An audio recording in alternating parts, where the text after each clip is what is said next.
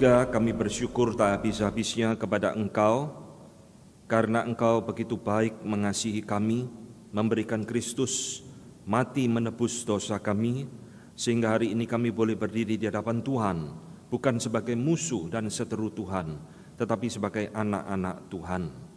Kami sebentar akan merenungkan firman-Mu kembali. Berikan kepada kami hati yang sukacita menantikan firman-Mu. Berikan kepada kami telinga yang terbuka lebar untuk mengerti firman-Mu, dan berikan kepada kami kehendak di dalam diri kami untuk melakukan firman-Mu. Pimpin pemberitaan firman, Tuhan kuduskan layakkan hamba-Mu, dan setiap kami yang mengikuti, baik di dalam ruangan ini maupun yang di dalam rumah kami masing-masing. Tuhan, kami mempersembahkan ibadah kami ke dalam tangan Tuhan. Di dalam nama Tuhan kami Yesus Kristus, kami berdoa dan kami mengucap syukur. Amin. Silakan duduk Bapak Ibu sekalian. Selamat pagi semuanya.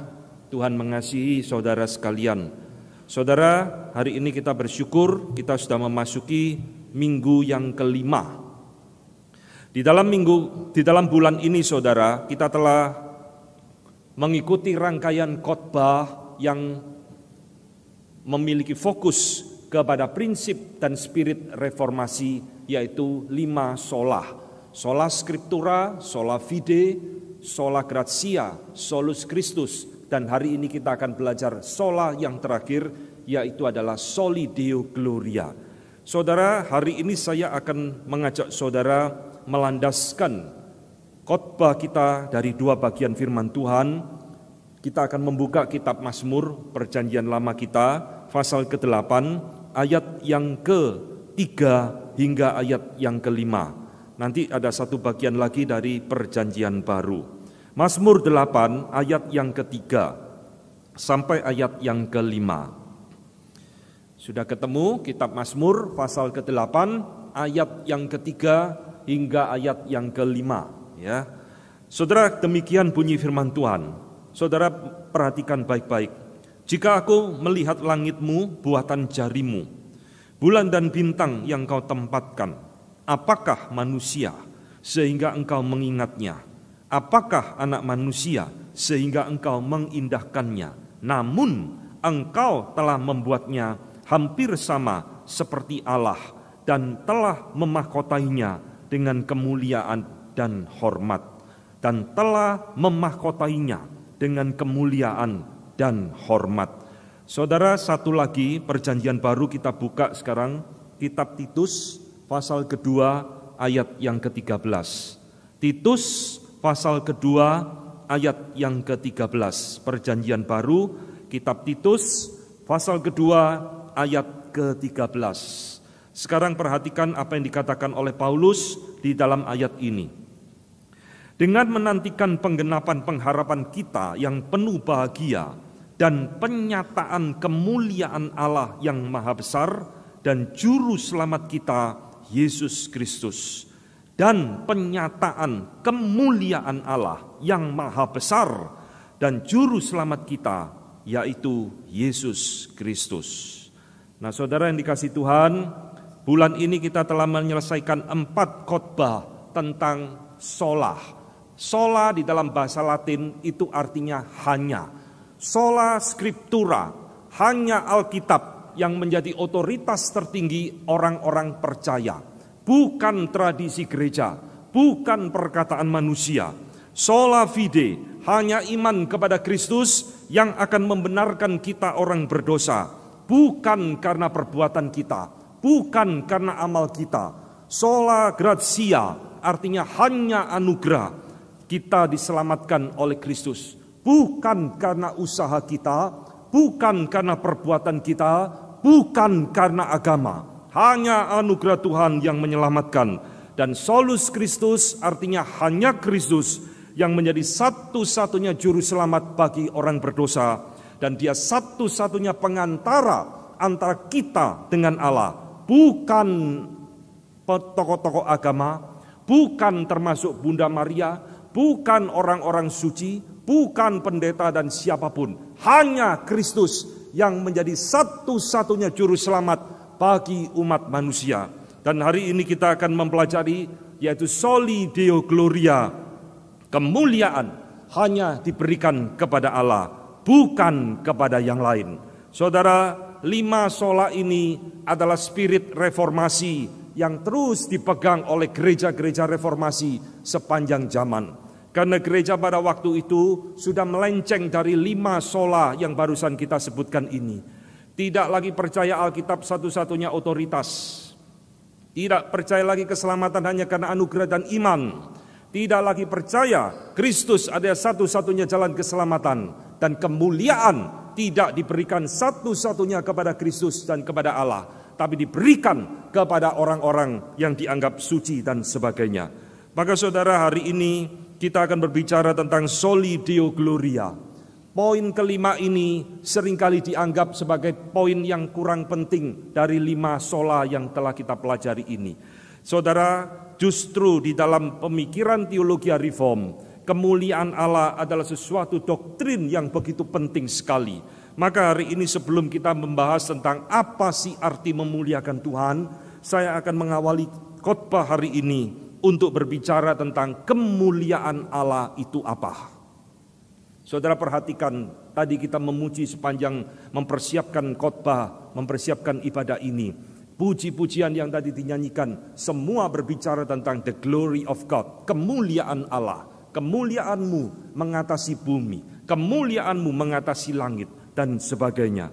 Maka saudara-saudara, kemuliaan Allah, Soli Deo Gloria ini, itu menjadi semacam satu kesimpulan, menjadi satu semacam pengikat dari 4 sola di atasnya. Karena Tuhan sudah memberikan kepada kita Alkitab, karena Tuhan sudah menyelamatkan kita melalui iman dan anugerahnya, karena Tuhan sudah menganugerahkan Kristus sebagai juru selamat kepada kita, maka sepantasnya kita orang percaya mengembalikan semua kemuliaan hanya bagi Allah sendiri, bukan kepada yang lain. Inilah prinsip Soli Deo Gloria. Saudara yang dikasihi Tuhan, mengapa kita harus mengembalikan kemuliaan kepada Allah, bukan kepada yang lain? Doktrin tentang Allah, tentang kemuliaan Allah adalah doktrin yang begitu banyak muncul di dalam sepanjang Alkitab kita, mulai perjanjian lama sampai perjanjian baru. Di dalam setiap kitab yang saudara buka, yang saudara baca, saudara akan begitu gampang menemukan Alkitab berbicara tentang the glory of God, kemuliaan Allah. Saudara, kemuliaan Allah itu adalah natur daripada diri Allah sendiri. Kemuliaan Allah adalah natur atau hakikat diri Allah sendiri. Hakikat atau natur itu sesuatu yang melekat di dalam diri dan tidak bisa dilepaskan. Kita naturnya adalah manusia. Selamanya saudara jadi manusia.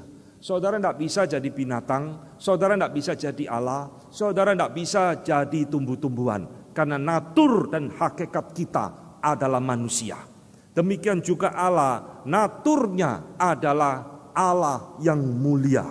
Saudara, Allah memiliki natur kemuliaan, berarti dia memiliki kemuliaan itu dari dirinya sendiri.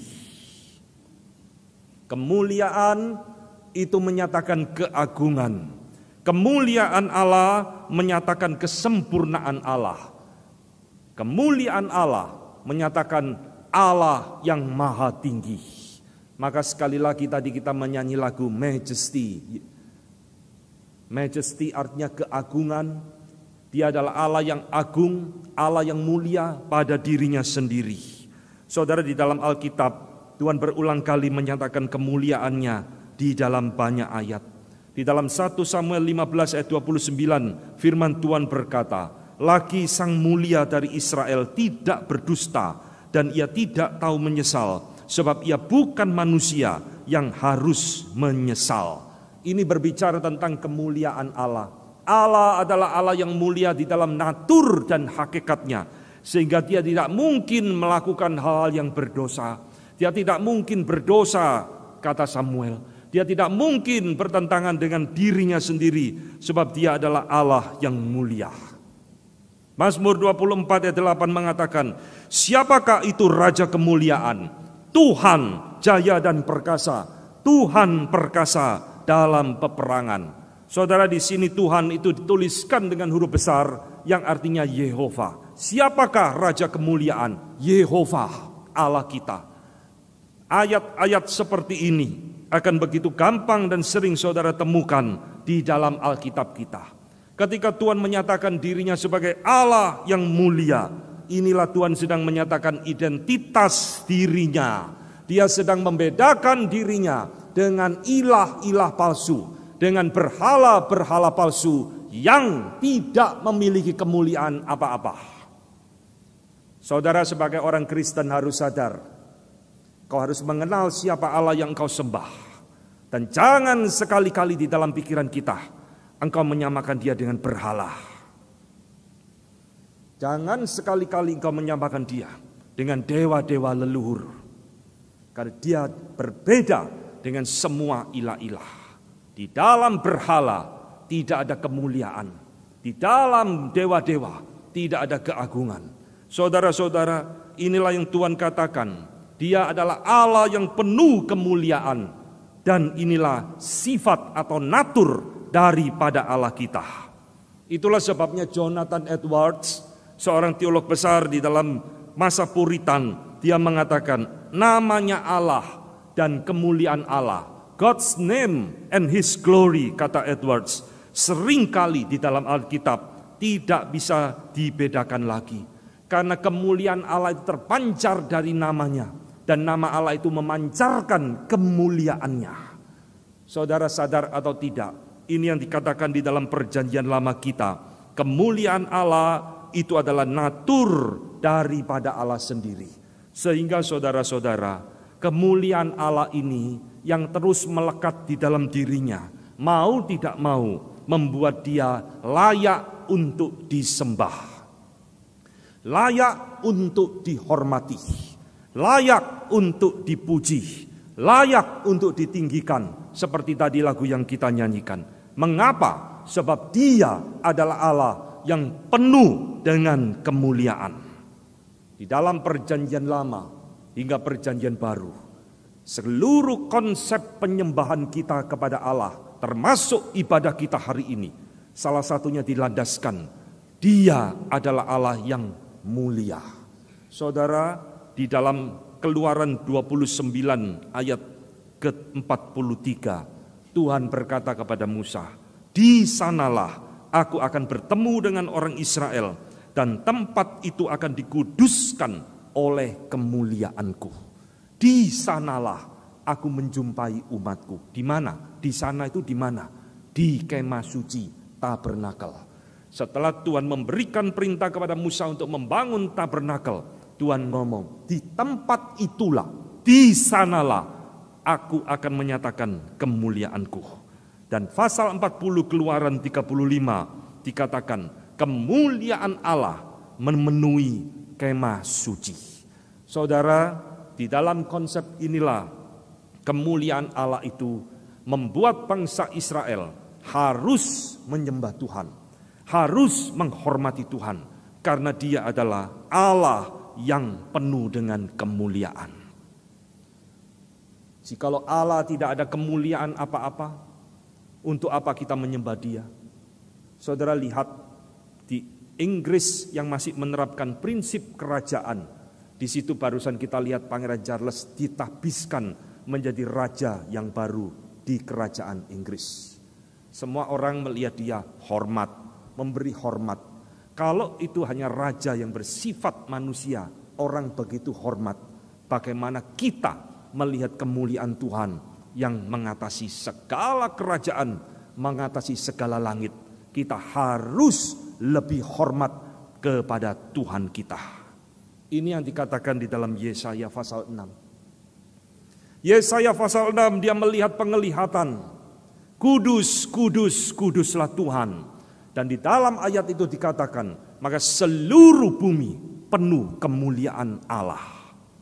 Di mana Tuhan hadir, Dia selalu membawa kemuliaannya.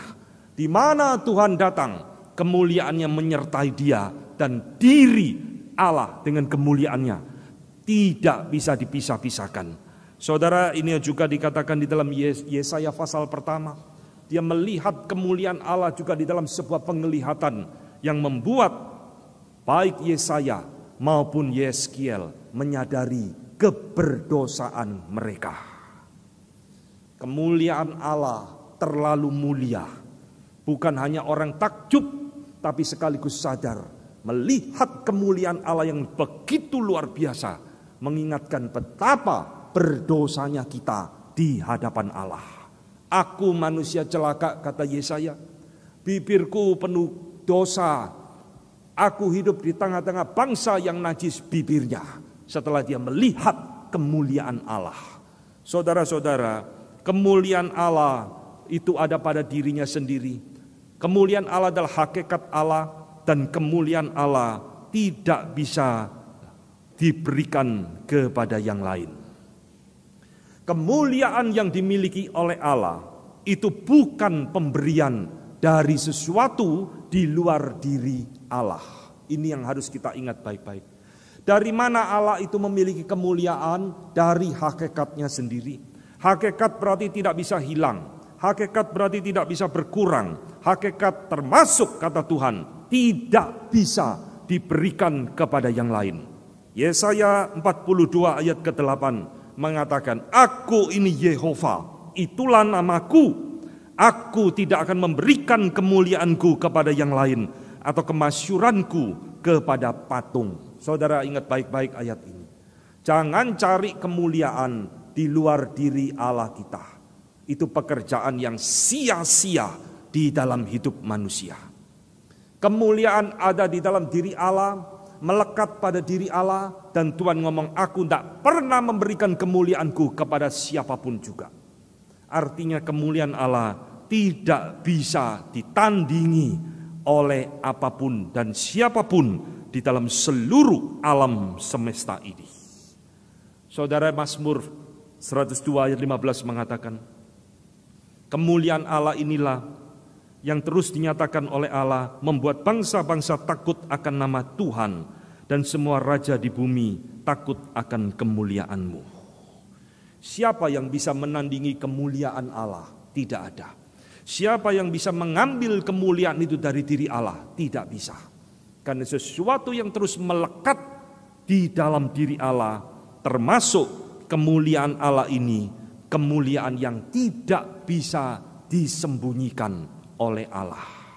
Saudara-saudara, apa maksudnya kemuliaan Allah tidak bisa disembunyikan? Karena Allah kita Allah yang penuh dengan kemuliaan, di mana Dia hadir, di situ kemuliaannya selalu terpancar di dalam seluruh ciptaannya. Saudara yang dikasihi Tuhan, pernahkah saudara melihat langit? Jangan siang-siang bisa buta. Lihat langit pada waktu malam hari. Di kota besar, sekarang kita sudah tertutup banyak polusi, tidak pernah lihat bintang. Bintang cuma 1, 2 toh. Coba pergi ke Terawas, ke puncak, di langit yang jernih, lihat ke langit. Apa yang saudara lihat? Ribuan bintang ada di alam semesta. Dan Mazmur 19 mengatakan, langit menceritakan kemuliaan Allah, dan cakrawala memberitakan pekerjaan tangannya. Di mana Tuhan hadir, di mana Tuhan mencipta segala sesuatu yang diciptakannya untuk memancarkan kemuliaan Allah. Alam semesta memancarkan kemuliaan Allah. Ini yang dikatakan oleh Mazmur pasal ke-19. Dan Bapak Reformator John Calvin mengatakan, alam semesta adalah theater of God's glory. Alam semesta ini panggung pertunjukan Tuhan untuk menyatakan kemuliaannya di dalam alam semesta ini. Saudara, Mazmur 19 ini bukan Mazmur yang berlebih-lebihan. Seluruh apa yang kita lihat di dalam alam ini memancarkan akan kemuliaan Allah, keagungan Allah, hikmat Allah di dalam dirinya. Termasuk saudara jangan kaget, Tuhan di dalam Alkitab kita sering menyatakan kemuliaannya juga melalui penghukuman kepada dosa manusia. Tuhan bukan hanya menyatakan kemuliaannya melalui ciptaan alam, Tetapi di dalam Alkitab berulang kali kita menemukan dia menyatakan kemuliaannya melalui penghukuman atas dosa manusia. Saya berulang kali mengatakan khotbah tentang judgment of God, penghukuman Allah, terlalu jarang dikhotbahkan di dalam gereja. Sehingga banyak orang Kristen sekarang sudah tidak mengenal Allah kita adalah Allah yang adalah api yang menghanguskan. Dia Allah yang membenci kejahatan. Dia Allah yang membenci dosa. Dan dosa dan kejahatan akan dihukum oleh Allah. Pada waktu Allah menghukum dosa dan kejahatan, dia sedang memperlihatkan kemuliaannya dari sisi yang lain. Setelah Tuhan mengutus Musa pergi ke Mesir, Tuhan berkata kepada Musa di dalam Keluaran 14 ayat ke-18, maka orang Mesir akan mengetahui bahwa akulah Yehova apabila aku memperlihatkan kemuliaanku terhadap Firaun, keretanya, dan orang-orang yang berkuda. Lihat saudara, Tuhan ngomong, aku akan membebaskan umatku Israel dari Mesir. Dan ketika Firaun mengeraskan hati untuk tidak mau membebaskan umatku, I will show my glory for them. Aku akan menunjukkan kemuliaanku kepada Firaun. Ini berbicara apa? Ketika Tuhan menenggelamkan ribuan pasukan Firaun di Laut Merah. Saudara-saudara yang dikasihi Tuhan, kemuliaan Tuhan tidak bisa ditahan, kemuliaan Tuhan tidak bisa disimpan, kemuliaan Tuhan tidak bisa dibendung, kemuliaan Tuhan selalu terpancar baik melalui ciptaan, melalui karya yang lain, termasuk penghukumannya. Nah, hari ini saudara, di dalam hari reformasi ini, saya akan mengajak saudara memfokuskan kepada dua penyataan kemuliaan Allah yang paling berbeda dari yang lainnya. Yaitu pertama, Tuhan menyatakan kemuliaannya melalui dia menciptakan manusia, engkau dan saya. Mazmur 8 yang tadi kita baca, Mazmur yang sangat indah sekali. Siapakah Tuhan? Ketika aku melihat langit bumi ciptaanmu, siapakah manusia sehingga engkau begitu mengindahkannya? Siapakah manusia sehingga engkau menciptakannya hampir sama dengan Allah sendiri dan engkau memahkotainya dengan kemuliaan? Saudara sadar tidak? Ini bicara tentang kita diciptakan sebagai gambar dan rupa Allah. Dan di dalam gambar dan rupa Allah itu, Tuhan memahkotai kita dengan kemuliaannya. Saudara, lalu tadi kok Tuhan ngomong, aku tidak pernah memberikan kemuliaanku kepada yang lain. Sekarang Mazmur ngomong, engkau memahkotai kami dengan kemuliaanmu. Apakah dua ayat ini bertentangan? Tidak. Saudara, di dalam diri kita diberikan sedikit kemuliaan Allah, bukan semuanya. Tuhan tidak pernah memberikan kemuliaannya semua kepada dewa-dewa, termasuk kepada kita manusia. Tapi ayat ini mengingatkan kepada kita, engkau memahkotai kami Tuhan, manusia yang kau ciptakan sebagai gambar dan rupamu sendiri. Engkau memberikan kepada kami kemuliaan yang ada pada engkau. Berarti kemuliaan manusia adalah kemuliaan yang diberi oleh Allah. Itu bukan natur kita, itu bukan hakikat kita. Saudara ingat baik-baik ini yang pertama. Kemuliaan Tuhan paling unik diberikan di dalam diri kita sebagai gambar dan rupa Allah. Maka pertanyaannya, kalau kita sudah diciptakan Allah begitu mulia, dimahkotai dengan kemuliaan kata Mazmur, mengapa Yesus Kristus harus datang ke dalam dunia untuk menyatakan kemuliaan Allah? Titus pasal kedua, Yohanes 1 ayat 14 dengan jelas mengatakan, firman itu telah menjadi daging dan hidup di tengah-tengah kita, dan kita telah melihat kemuliaan Allah di dalam dirinya, di dalam diri Kristus. Titus pasal kedua yang tadi kita baca juga mengatakan hal yang sama, dengan menantikan pengharapan kita yang penuh bahagia dan penyataan Allah yang maha besar dan maha mulia, yaitu adalah Yesus Kristus. Saudara, di dalam perjanjian baru berulang kali kita menemukan Yesus Kristus adalah penyataan kemuliaan Allah. Allah yang begitu mulia sekarang mau turun ke dalam dunia yang berdosa. Di dalam wujud sebagai seorang manusia, Yesus Kristus menyatakan the glory of God, the majesty of God di dalam dirinya. Pertanyaannya, mengapa? Saudara, ini dua ayat yang penting yang menjadi landasan renungan kita merenungkan tema khotbah kita hari ini. Apa tujuan hidupku? Kita dicipta Tuhan sebagai gambar dan rupa Allah yang sudah memiliki kemuliaan. Lalu untuk apa Yesus turun ke dalam dunia? Menyatakan kemuliaan Allah sekali lagi di tengah-tengah dunia ini. Kalau saudara menemukan jawaban dari dua kaitan hubungan dua hal ini, maka saudara akan mengerti khotbah hari ini dengan baik. Saudara-saudara, Yesus Kristus harus datang ke dalam dunia kembali, menyatakan kemuliaan Allah di dalam dirinya. Meskipun manusia sudah pernah dicipta menurut gambar dan rupa Allah, karena manusia sudah jatuh di dalam dosa. Manusia yang dicipta, kata Mazmur, hampir sama seperti Allah, yang telah dimahkotai dengan kemuliaan Allah sebagai gambar dan rupa Allah. Ciptaan yang paling mulia, ciptaan yang paling tinggi. Bahasa Latin adalah magnum opus, karya yang paling hebat dari Allah ada di dalam diri kita. Tapi sekarang kita adalah orang yang berdosa, saudara. Kita telah jatuh di dalam dosa melalui Adam, sehingga kita terhilang dari hadapan Allah. Sehingga kemuliaan Allah itu hilang di dalam diri kita.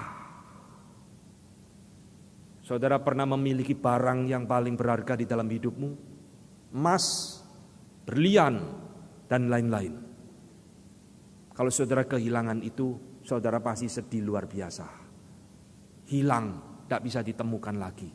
Apalagi kalau itu benda memiliki sejarah. Ini warisan dari engkong saya, ini pemberian Mbah Buyut saya, nanti saya mau teruskan ke anak cucu saya. Hilang, mau beli lagi di mana tidak ada. Roma 3 ayat 23 mengatakan, karena manusia semua telah berbuat dosa dan telah kehilangan kemuliaan Allah. Saudara, tidak terasa ya? Ada sesuatu yang hilang di dalam diri kita. Apa itu? The glory of God, kemuliaan Allah. Hilang. Tapi banyak orang tidak merasa dan merasa fine-fine saja. Alkitab mengatakan ada sesuatu yang penting di dalam hidup kita yang hilang karena dosa.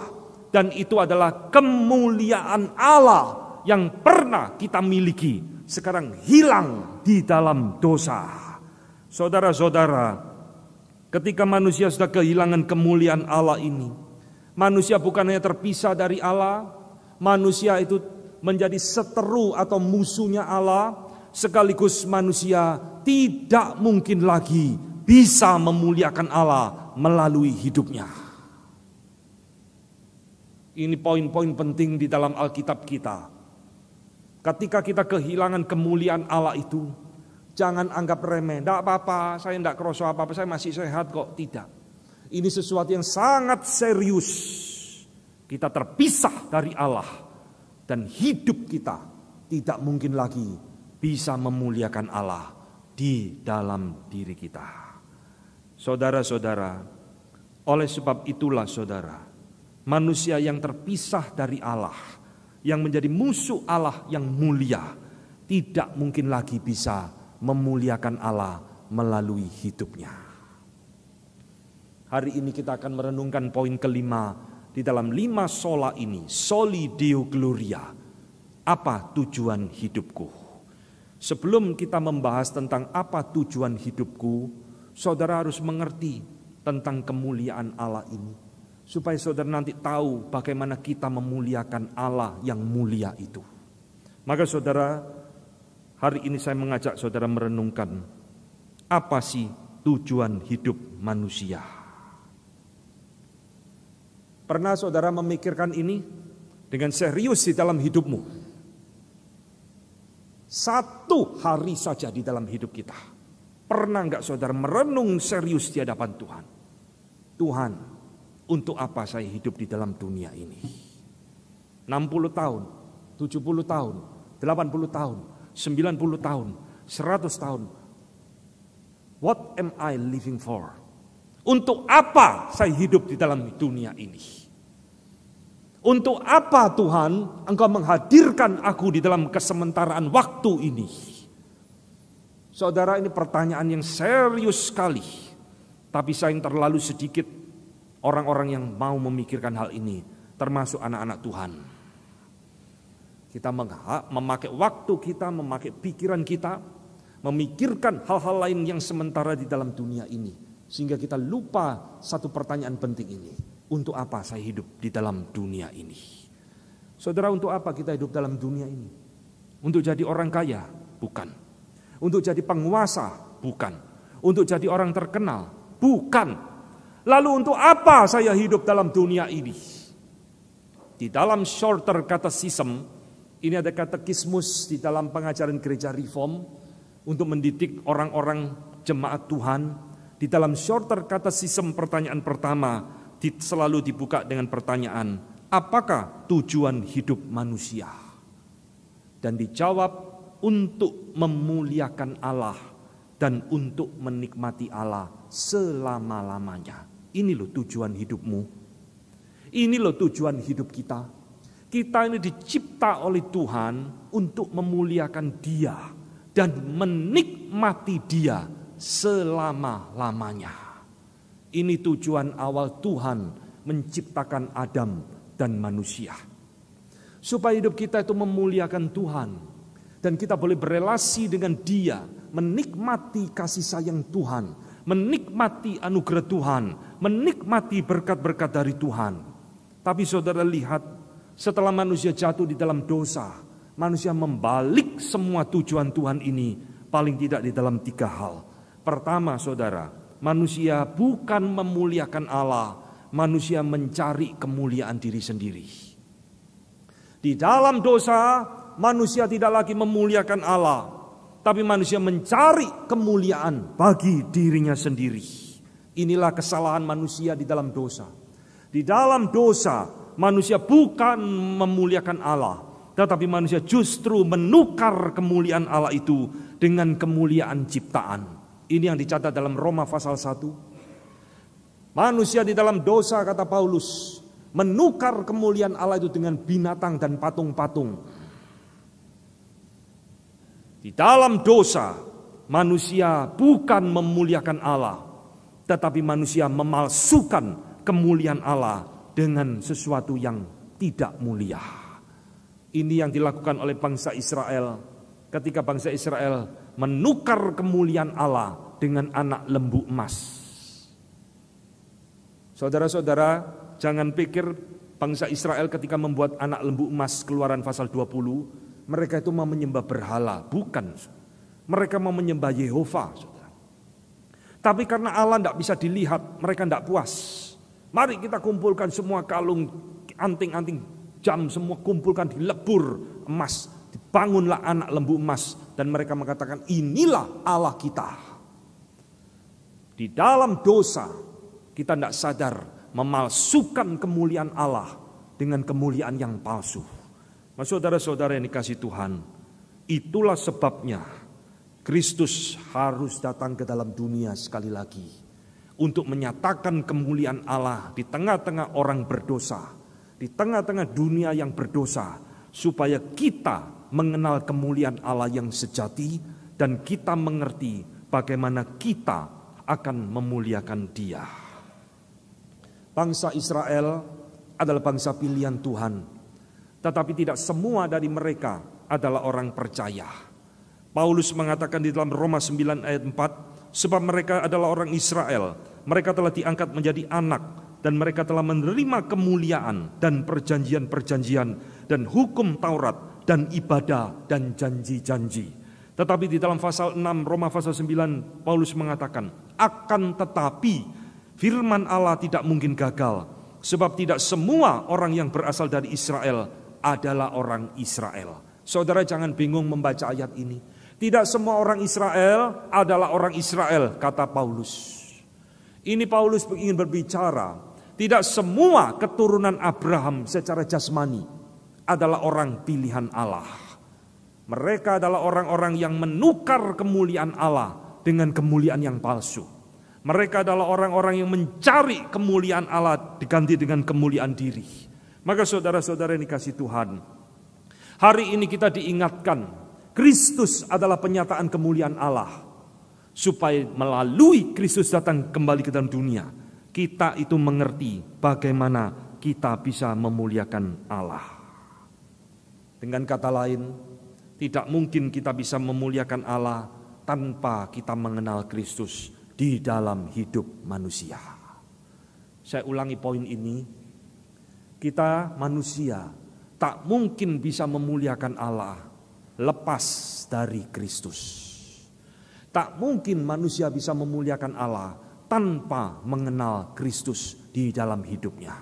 Sebab kita adalah orang yang berdosa dan Dia adalah kemuliaan Allah yang diutus oleh Bapa datang ke dalam dunia untuk menyatakan kemuliaan yang sesungguhnya.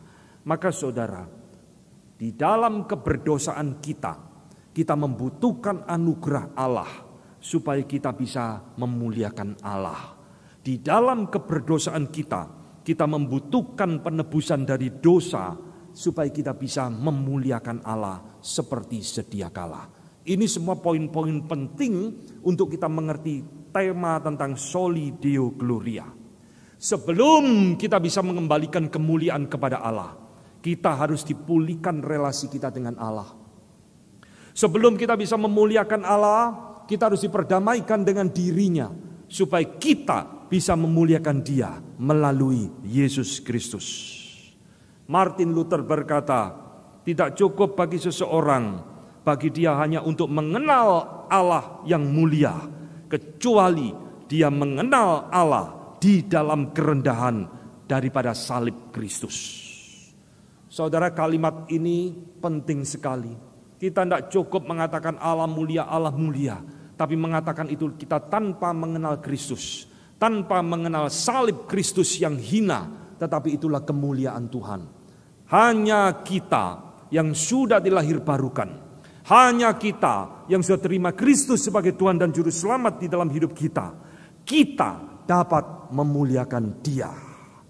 Ini yang Paulus katakan di dalam Efesus 1 ayat 14. Perhatikan Paulus mengatakan seperti ini. Roh Kudus adalah jaminan kita sampai kita memperoleh seluruhnya, yaitu penebusan yang menjadikan kita milik Allah untuk memuji kemuliaan-Nya. Tanpa Kristus, tanpa Roh Kudus di dalam hidup kita, jangan harap hidup kita akan bisa memuliakan Allah. Saudara-saudara, ternyata memuliakan Allah tidak segampang yang kita pikirkan. Sebentar kita akan masuk di dalam aplikasi dari khotbah hari ini. Tapi saya ingin menyadarkan kepada saudara, memuliakan Allah tidak segampang yang kita pikirkan. Karena kita adalah orang berdosa di hadapan Tuhan. Kita butuh anugerah Tuhan. Kita membutuhkan penebusan Kristus. Kita membutuhkan kelahiran baru dari Roh Kudus. Barulah hidup kita bisa memuliakan Dia. John Calvin, Bapak Reformator, kembali mengatakan, kita tidak pernah sungguh-sungguh memuliakan Kristus di dalam diri kita sampai kita itu membuang kemuliaan diri kita. Kalau di dalam diri kita masih ada kemuliaan diri, masih ada kesombongan, masih merasa diri hebat, Calvin mengatakan orang seperti ini tak mungkin akan bisa memuliakan Allah. Orang yang mau memuliakan Allah harus dihancurkan dulu hidupnya, harus ditebus, diperdamaikan dulu, barulah dia bisa berdamai kembali dengan Tuhan. Maka dia kembali mengatakan orang-orang pilihan adalah orang-orang yang diperdamaikan oleh Allah sendiri, agar di dalam diri mereka bisa memuliakan Allah dan bukan memuliakan yang lain. Saudara-saudara ingat, Tujuan hidup kita cuma satu, glorifying God, memuliakan Allah. Masalah engkau jadi orang kaya, masalah engkau jadi penguasa, masalah engkau jadi orang terkenal, itu hanya bonus dari Tuhan. Itu bukan tujuan utama hidup kita.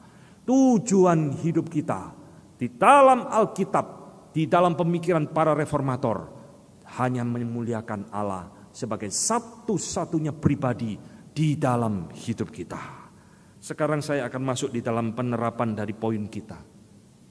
Saudara sudah mengerti Allah kita adalah Allah yang mulia. Saudara mengerti kita membutuhkan anugerah Tuhan untuk memuliakan Dia di dalam Yesus Kristus. Sekarang kita masuk di dalam poin yang terakhir. Bagaimana kita menerapkan, bisa memiliki hidup yang memuliakan Tuhan. Saudara, hari ini saya akan membagikan 3 poin penting. Harap saudara mempersiapkan hati, membuka telinga baik-baik. Ini pertanyaan yang paling sering ditanyakan orang. Bagaimana saya hidup bisa memuliakan Tuhan? Saudara, yang pertama, hidup yang berbuah. Bagaimana saya bisa memuliakan Tuhan di dalam hidupku?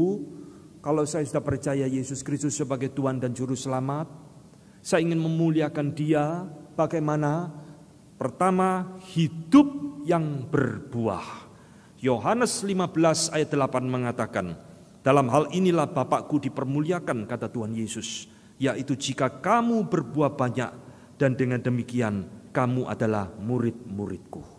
Dengan demikian Bapakku dipermuliakan kalau engkau berbuah banyak di dalam hidupmu.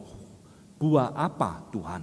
Saudara, Yesus Kristus di dalam ayat ini berbicara tentang transformasi hidup orang percaya. Buah apa yang mesti aku harus hasilkan supaya hidupku ini memuliakan Tuhan?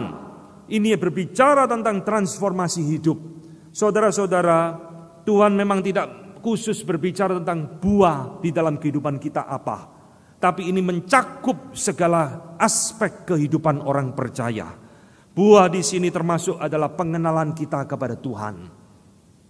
Saya ingin setiap kita memiliki satu tekad di dalam diri kita. Pengenalan kita kepada Tuhan 3 tahun yang lalu dengan hari ini harus beda, saudara. Jangan kita mengenal Allah Tritunggal 5 tahun yang lalu dengan hari ini ya begitu-begitu terus. Jangan saudara mengenal Allah 10 tahun yang lalu dengan hari ini tetap tidak berubah. Cuma taunya Allah sebagai pemberi berkat. Cuma taunya Allah sebagai penolong. Kalau kesusahan ditolong, kalau sakit disembuhkan, kalau ada masalah diberkati. Terus cuma tahu mengenal Allah seperti itu. Celakalah kita sebagai orang Kristen. Engkau harus berbuah di dalam pengenalanmu kepada Tuhan. Itulah sebabnya rajinlah belajar firman Tuhan. Ikuti pembinaan seminar kalau ada di tempat ini, supaya hidupmu berbuah di hadapan Tuhan. Oh Tuhan, Engkau ternyata banyak hal yang aku belum mengerti tentang Engkau. Saudara-saudara, inilah celakanya kekristenan di dalam zaman ini. Begitu dangkal mengenal Allah kita. Hanya seperti dukun, kalau sakit minta kesembuhan. Kalau kesulitan ekonomi minta berkat. Inilah yang diwartakan oleh banyak gereja di dalam zaman ini. Hari ini Tuhan berkata, kau hidupmu harus berbuah. Itulah yang memuliakan Tuhan. Berbuah bukan hanya pengenalan kita kepada Tuhan. Berbuah itu juga di dalam arti karakter kita harus berubah. Harus mengalami transformasi. Dosa kita harus dikikis oleh Tuhan. Kalau dulu kita orang yang gampang marah, sekarang kita tetap orang yang gampang marah. Berarti karakter kita tidak mengalami perubahan. Kalau dulu kita orang pendendam, sekarang masih terus pendendam. Kita orang yang tidak berbuah di hadapan Tuhan. Paulus di dalam Galatia 5:22 mengatakan buah-buah Roh Kudus. Kasih, sukacita, penguasaan diri, kemurahan, kebaikan dan sebagainya, dan penguasaan diri. Itu adalah buah Roh Kudus yang Tuhan nantikan di dalam diri anak-anaknya. Hidup kita dituntut berbuah. Ketika kita berbuah, kita memuliakan Tuhan, termasuk di dalam pelayanan kita. Spirit pelayanan kita tidak boleh sama dari tahun ke tahun, saudara. Dari tahun ke tahun, kita harus semakin rajin melayani Tuhan. Dari tahun ke tahun, kita harus semakin giat dan sungguh-sungguh semakin berani berkorban melayani Tuhan. Itulah hidup yang berbuah di hadapan Tuhan. Jikalau tahun ini kita melayani Tuhan semakin malas dari tahun yang lampau, berarti hidup kita tidak berbuah. Jikalau tahun ini kita semakin loyo melayani Tuhan, berarti hidup kita tidak berbuah di hadapan Tuhan. Ini adalah poin pertama, bagaimana saya bisa memuliakan Tuhan di dalam hidup kita. Hiduplah dengan berbuah banyak di hadapan Tuhan. Engkau memuliakan Bapakku di surga. Yang kedua, saudara, bagaimana kita bisa memuliakan Allah di dalam hidup kita? Tuhan kita, Tuhan yang senang disembah. Tuhan kita, Tuhan yang mencintai pujian. Tuhan kita, Tuhan yang mulia. Dia memang layak untuk diagungkan.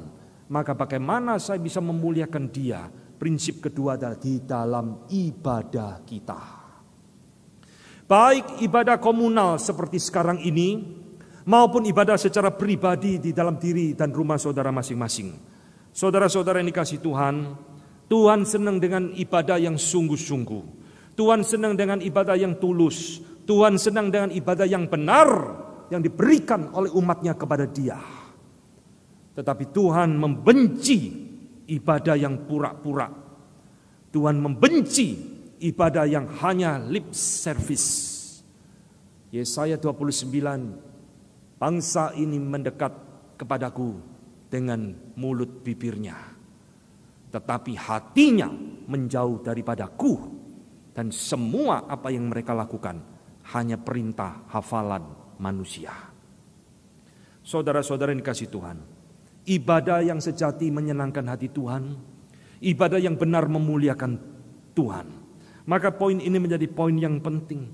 Saudara harus mengerti ibadah yang sejati bukan karena gegap gempita, bukan karena kalau musiknya keras, memakai ribuan watt, baru itu ibadah yang memuliakan Tuhan. Tidak, saudara. Zaman perjanjian lama tidak ada band, saudara. Tidak ada drum. Saudara jangan tertipu dengan model ibadah yang mengatakan kalau kita tidak memakai musik-musik modern, kita tidak memuliakan Tuhan. Perjanjian lama tidak ada drum, tidak ada gitar listrik.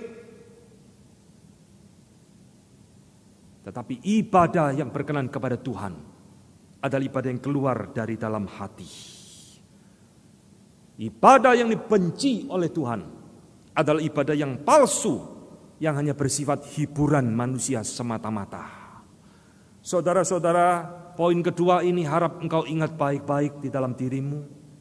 Saya terus mengatakan dan tidak akan bosan-bosan mengingatkan, bahkan menegur saudara. Kalau engkau mencari gereja yang hanya memuaskan telingamu, engkau sedang tidak memuliakan Allah di dalam ibadahmu. Banyak jemaat salah pindah gereja. Kenapa pindah ke situ? Musiknya hebat, Pak. Gedungnya bagus, fasilitasnya indah, firmannya enak didengar. Ini saudara, firmannya enak didengar.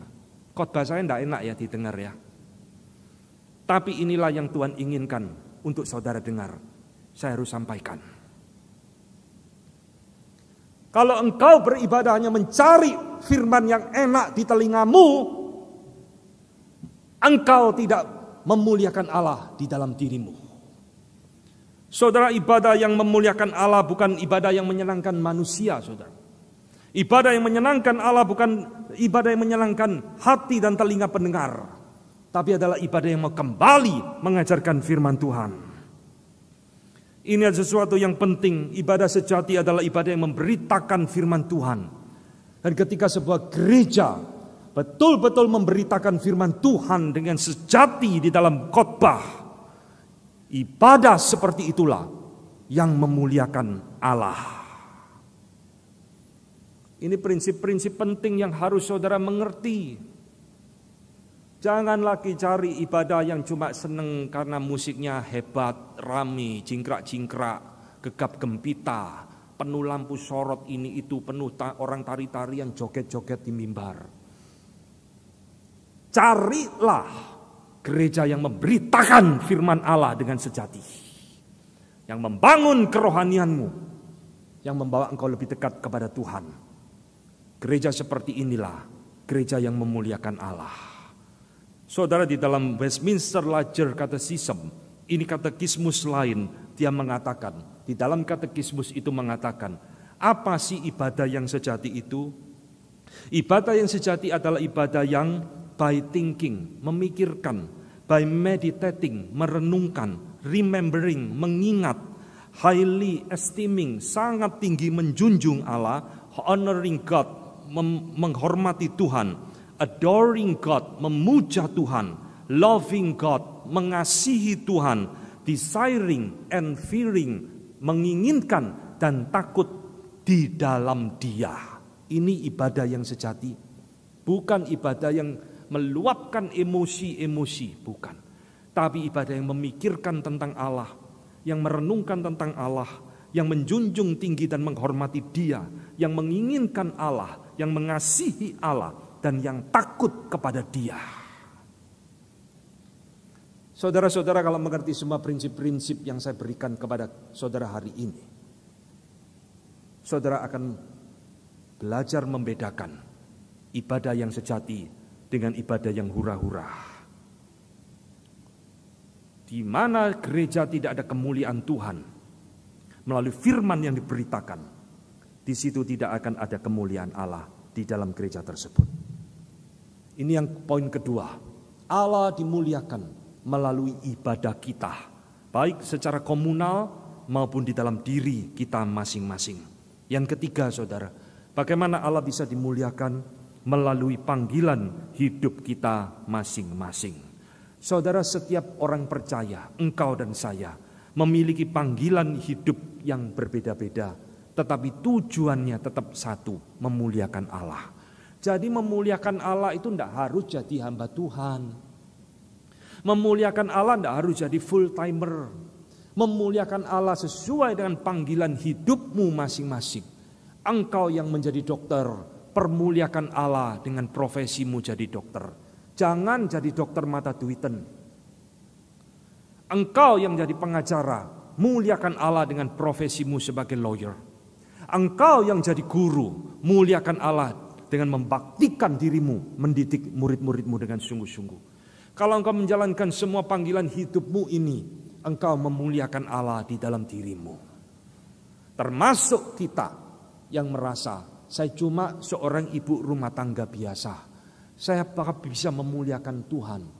Saudara lihat di dalam Alkitab, istri-istri tokoh-tokoh iman, kebanyakan semua adalah ibu rumah tangga. Sarah ibu rumah tangga, Hana ibu rumah tangga, tapi Tuhan bisa pakai mereka untuk memuliakan Dia. Maka saudara, kita yang menjadi ibu rumah tangga, ketika saudara mendidik anak-anak dengan baik, ketika saudara melayani suamimu dengan baik, engkau sudah mengerjakan tugasmu dengan bertanggung jawab, hidupmu sudah memuliakan Tuhan. Ini ada 3 prinsip penting praktek bagaimana kita memuliakan Allah di dalam hidup kita. Para saudara-saudara yang dikasihi Tuhan, muliakan Allah dengan profesimu masing-masing.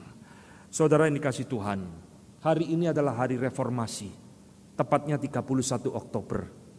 Dan kita telah belajar di dalam bulan ini tentang 5 sora yang penting. Kita menutup seluruh rangkaian ibadah reformasi dengan Soli Deo Gloria. Segala kemuliaan hanya bagi Tuhan. Bapak-bapak reformator telah menjadi teladan di dalam hidup kita. Mereka mau mempersembahkan hidup mereka untuk kemuliaan Tuhan. Maka hari ini saya mau bertanya kepada engkau semua. Maukah engkau mempersembahkan hidupmu untuk memuliakan Tuhan? Ada yang mau? Ada yang berani angkat tangan? Maukah saudara mempersembahkan hidupmu untuk memuliakan Tuhan? Siapa berani angkat tangan? Puji Tuhan. Puji Tuhan, puji Tuhan. Ya, puji Tuhan. Yang tidak angkat tangan nanti malam bergumul, masih belum tahu tujuan hidupmu untuk apa. Kiranya firman Tuhan hari ini membakar hatimu kembali. Engkau memberanikan diri, Tuhan, aku mau mempersembahkan hidupku, pakailah aku untuk kemuliaan-Mu. Mari kita tunduk kepala, kita berdoa. Tuhan, kita menenangkan diri di hadapan Tuhan, mengambil waktu teduh sejenak.